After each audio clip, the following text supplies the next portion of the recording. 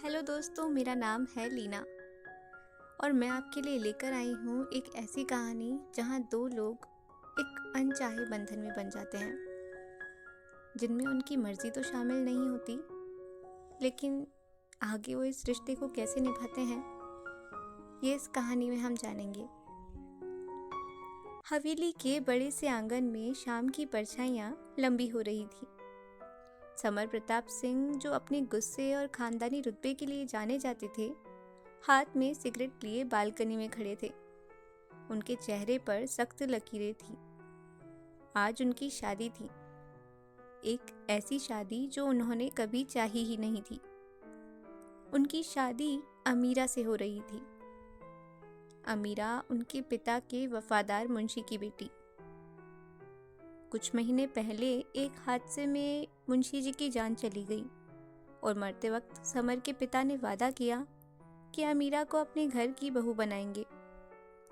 Summer बेटा, तैयार हो जाओ, बारात निकलने का वक्त हो गया है, उसकी माँ ने अंदर से आवाज दी। समर ने सिगरेट का आखिरी कश लिया और उसे पैरों से कुचल दिया। रिश्ता मजबूरी का हो सकता है माँ, मगर दिल का नहीं। याद रखिएगा, वो इस घर की बहू तो बनेगी, मगर मेरी पत्नी कभी नहीं बन पाएगी। निकाह की रस्में पूरी हुई। सफेद रेशमी जोड़े में लिपटी अमीरा, जिसके हाथों की मेहंदी अभी भी सुर्ख लाल थी, कमरे में समर का इंतजार कर रही थी। उसे पता था कि समर उससे नफरत करता है।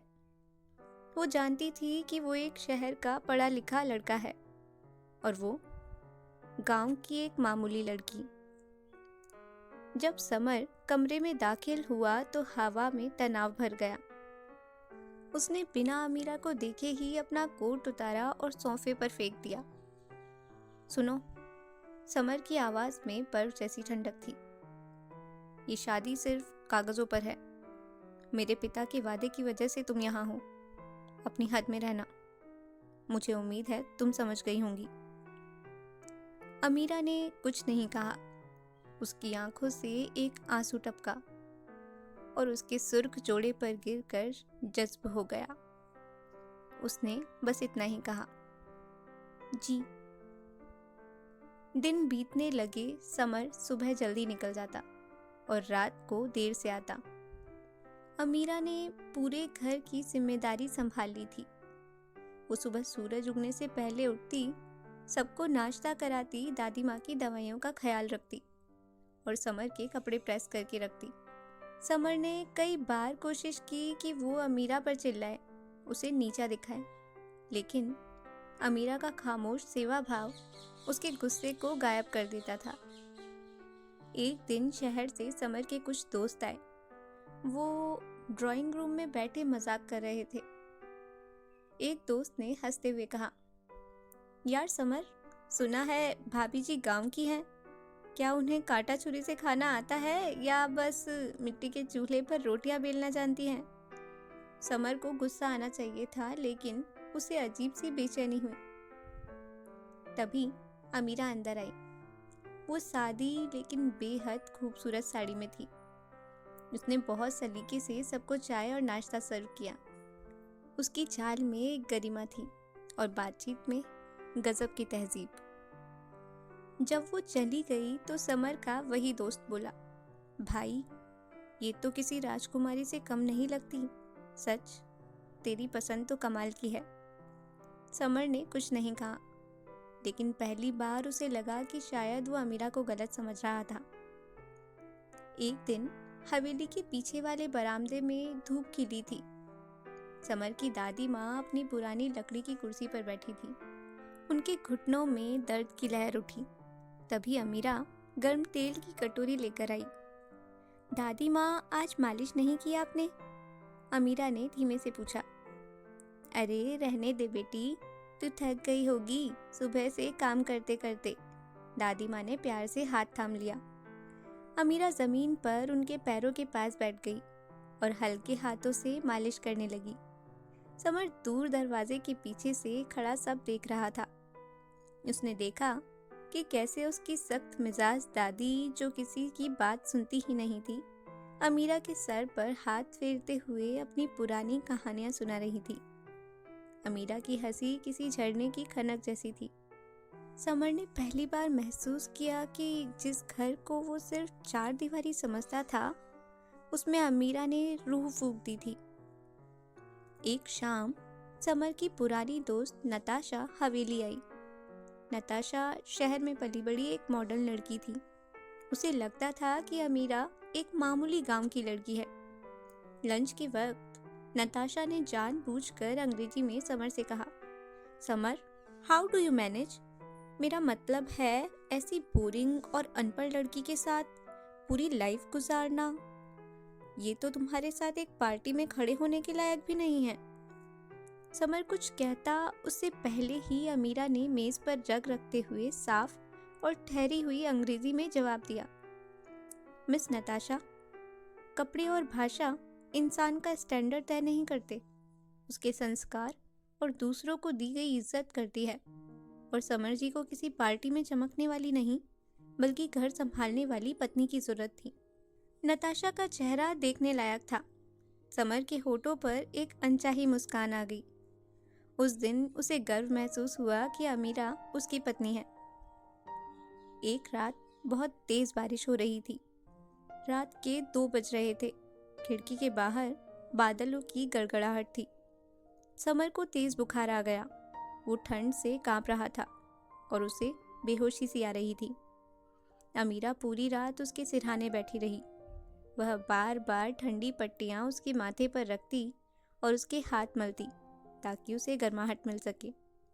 समर बुखार की तपिश में जल रहा था। नींद में उसने महसूस किया कि कोई उसके माथे पर चंदन जैसी ठंडक रख रहा है। जब उसने आंखें खोली तो सामने अमीरा थी। वो बार बार पट्टियां बदल रही थी। समर ने उसका हाथ पकड़ लिया। तुम सोई नहीं? समर की आवाज भारी थी। जब तक आपकी सांसें बेचैन हैं, मुझे नींद कैसे आ सकती है? अमीरा ने सहजता से कहा। समर ने उसे अपनी ओर खींचा। वो इतनी करीब थी कि समर उसकी धड़कनें सुन सकता था। बारिश की बूंदें खिड़की से टकरा रही थी और कमरे में जलते मध्यम दिए की रोशनी उनके चेहरों पर बिखर रही थी। पहली बार समर ने उसकी आंखों में देखा। वहां नफरत नहीं, सिर्फ बेपनाह वफा थी। उसने अमीरा का हाथ चूम लिया। अमीरा शर्म से लाल हो गई और अपना चेहरा उसके सीने में छुपा लिया। नींद की सरगोशी में उनके बीच जो कुछ हुआ समर को याद ही नहीं था। सुबह जब समर की आंख खुली तो उसने देखा कि अमीरा वहीं कुर्सी पर सो गई थी। उसके हाथ में अभी भी वही तौलिया था। समर ने पहली बार गौर से उसका चेहरा देखा। मासूमियत, थकान और फिक्र, सब कुछ उस चेहरे पर था। उसने धीरे से अमीरा के ऊपर कंबल डाल दिया। उस पल समर की नफरत की दीवार ढह गई। कुछ हफ्तों बाद समर ने अमीरा को अपने कमरे में बुलाया। अमीरा डरी हुई थी। उसे लगा शायद फिर कोई डांट पड़ने वाली है। वो तो समर को अपना सब कुछ मान चुकी थी। बस समर ही था जिसकी तरफ से वो दूरियां थी। पर शायद अब वो भी इन दूरियों को कम करना चाहता था। गांव में सालाना मेला लगता था। समर ने पहली बार अमीरा से कहा, आज तुम तैयार हो जाओ, हम मेले जाएंगे। अमीरा ने आसमानी रंग की साड़ी पहनी और आंखों में हल्का सा काजल। वो भला की खूबसूरत लग रही थी। मेले की भीड़ में समर ने कसकर अमीरा का हाथ पकड़ लिया। भीड़ बहुत है, कहीं खो मत जाना, समर ने उसके कान के पास झुककर फुसफुसाया। उसकी गर्म सांसों ने अमीरा के बदन में सिहरन पैदा कर दी। उन्होंने चूड़ियां खरीदी। समर ने खुद अपने हाथों से उसे कांच की हरी चूड़ियां पहनाई। उस स्पर्श में बिजली सी चमक थी। मेले के सबसे ऊंचे झूले पर जब वे ऊपर पहुंचे तो पूरे गांव की रोशनी नीचे टिमटिमा रही थी। अमीरा, समर ने उसका चेहरा अपनी तरफ घुमाया। लोग कहते हैं शादियां आसमान में तय होती हैं। मुझे आज यकीन हुआ। मैं खुशकिस्मत हूँ कि तुम मेरी मजबूरी बनकर आई और मेरी लत बन गई। अमीरा की आंखों में नमी थी। जब वो घर लौटे तो समर ने एक छोटा सा डब्बा उसकी तरफ बढ़ाया।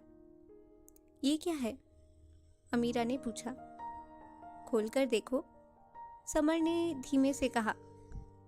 अंदर एक खूबसूरत सोने का पेंडेंट था जिस पर ए और एस लिखा हुआ था। समर ने उसका हाथ थामा, पहली बार हक से। अमीरा, मैंने बहुत वक्त ज़ाया कर दिया नफ़रत करने में। मुझे लगा था कि तुम मेरी शान के खिलाफ हो, लेकिन सच तो ये है कि तुम इस घर की असली रौनक हो। क्या तुम मुझे माफ़ करोगी?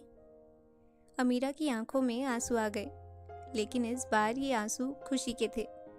उसने बस मुस्कुरा कर अपना सर समर के कंधे पर रख दिया। उसने समर के कुर्ते को कसकर पकड़ लिया और धीरे से कहा, और मैं खुशकिस्मत हूँ कि मेरा बेदर्द अब मेरा हमदर्द बन गया है। हवेली की वो खामोशी अब एक मधुर संगीत में बदल चुकी थी। नफरत हार गई थी और एक ऐसी मोहब्बत की जीत हुई थी जिसे किसी स्टैंडर्ड की ज़रूरत नहीं थी। महीनों बाद हवेली का वही कमरा अब हंसी मजाक से भरा था। समर अब घर जल्दी आता था, सिर्फ अमीरा के हाथ की चाय पीने के लिए।